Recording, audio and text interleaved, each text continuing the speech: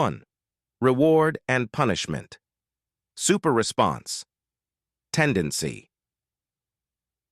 I tend to mention this tendency first in my discussions because I think almost everyone is fully aware of how important incentives and disincentives are in changing cognitions and behaviors. But that's not often so. For example, I think I've been in the top 5% of my peer group in understanding the power of incentives throughout my adult life.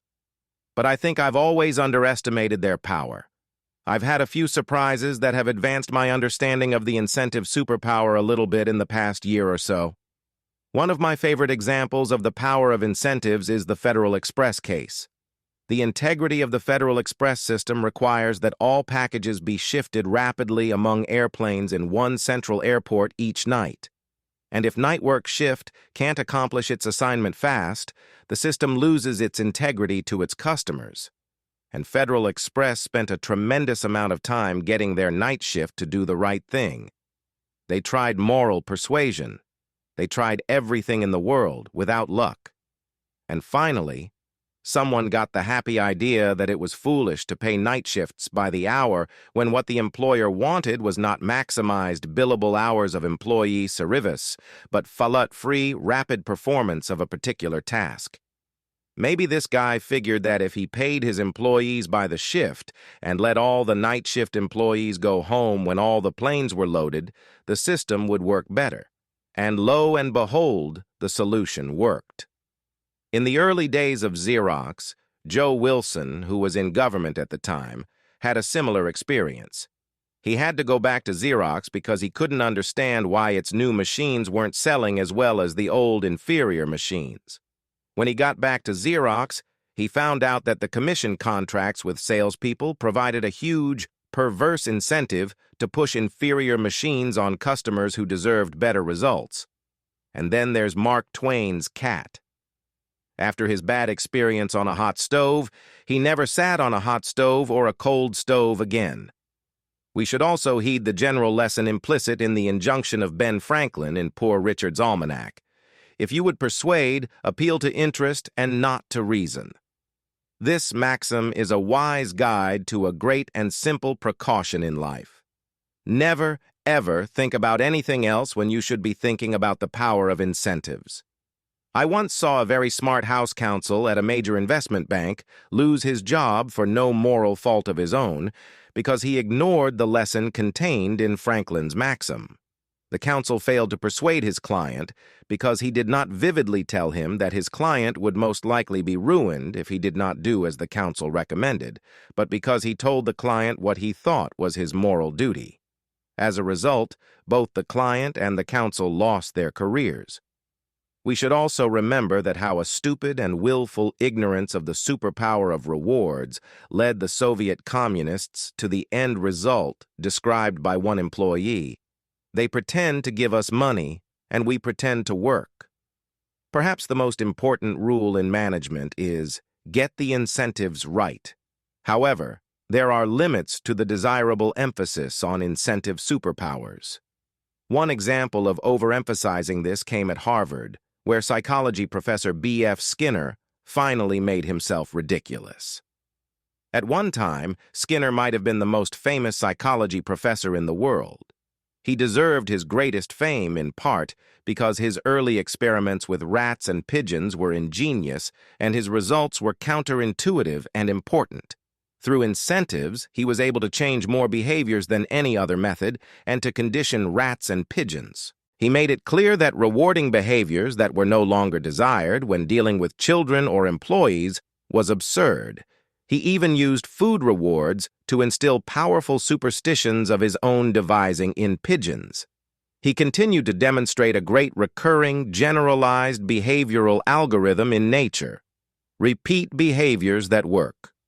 He also demonstrated that prompt rewards are far more effective than delayed rewards in changing and maintaining behavior. And after his rats and pigeons developed reflexes conditioned by food rewards, he discovered which pattern of reward withdrawal kept the reflexive behavior longest in place, random distribution. With this result, Skinner thought he had pretty well explained Mass's misgambling compulsion, whereunder he often foolishly proceeds to ruin. However, as we will see later when we discuss other psychological tendencies that contribute to misgambling compulsion, he was only partly right. However, Skinner later lost much of his personal reputation, A, by overclaiming incentive superpowers to the point where he thought he could create a human utopia, and B, by displaying hardly any recognition of the power of the rest of psychology. Thus, he acted like one of Jacob Viner's truffle hounds, trying to explain everything away with incentive effects. Nonetheless, Skinner's main idea was right. Incentives are a superpower.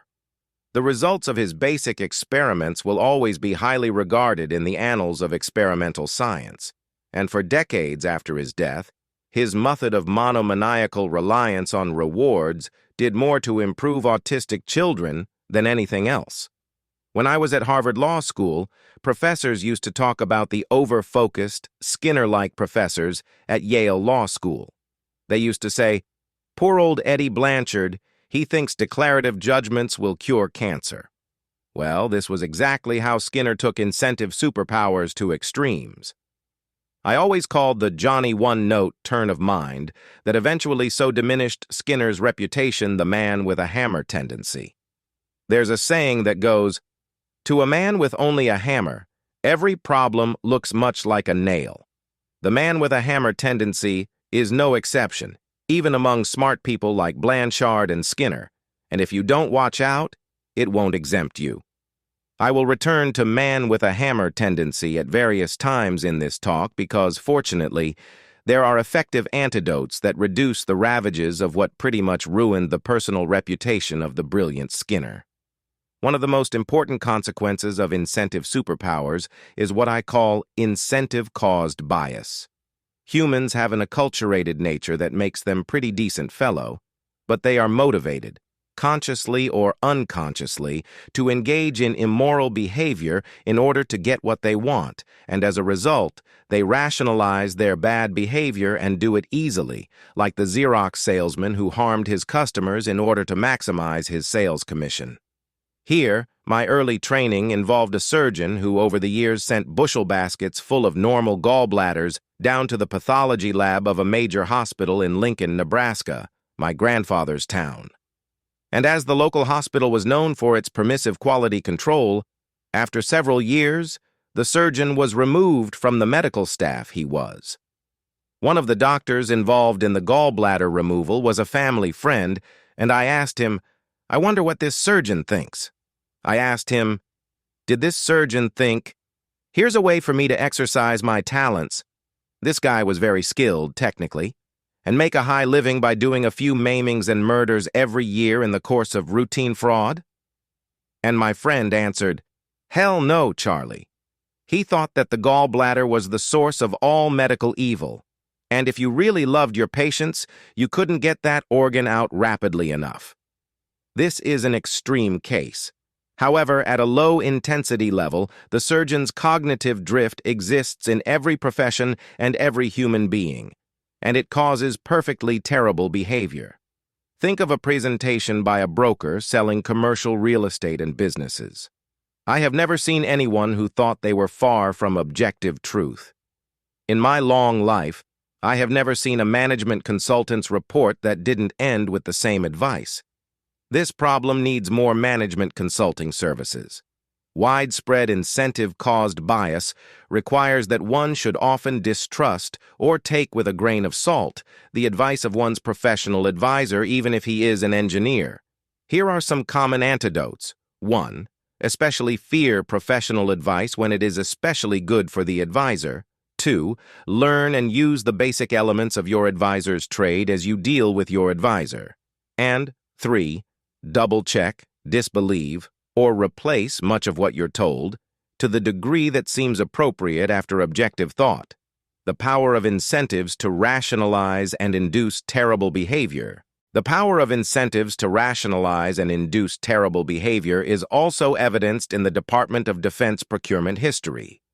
After the Defense Department had much truly awful experience with misbehaving contractors motivated under contracts paying on a cost plus a percentage of cost basis, the reaction of our republic was to make it a crime for a contracting officer in the Defense Department to sign such a contract, and not only a crime, but a felony.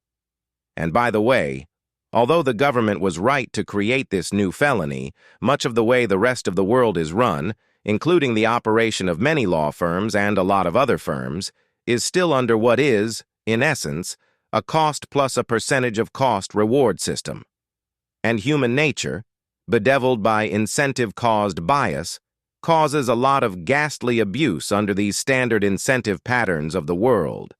And many of the people who are behaving terribly, you would be glad to have married into your family compared to what you're otherwise likely to get. Now, the fact that the human mind is put together this way has great implications. One implication is that the people who invented things like cash registers, which make dishonest behavior hard to accomplish, are some of the most effective saints of our civilization. Skinner knew very well that bad behavior is especially strongly formed as a habit when it is rewarded. So the cash register, when it was invented, was a great moral instrument. Anyway, Patterson, the great evangelist of the cash register, knew this from his own experience. He had a small store, and his employees stole money without Patterson knowing, so he never made any money. Then people sold him a few cash registers, and his store immediately became profitable. He closed up shop, went into the cash register business, and founded the mighty National Cash Register Company, one of the glories of its time. The phrase, "Repeat what works," is a practical guideline that Patterson with one twist added, and so was his high moral cognition. An eccentric, inveterate do-gooder, except when destroying competitors, all of which he regarded as would-be patent thieves, like Carnegie, Patterson gave all his money to charity before he died, always pointing out that a shroud has no pockets. Patterson's cash registers were so great a contribution to civilization and so effective in improving and spreading the use of the cash register that he probably deserved an epitaph chosen for the Roman poet Horace. "I did not completely die."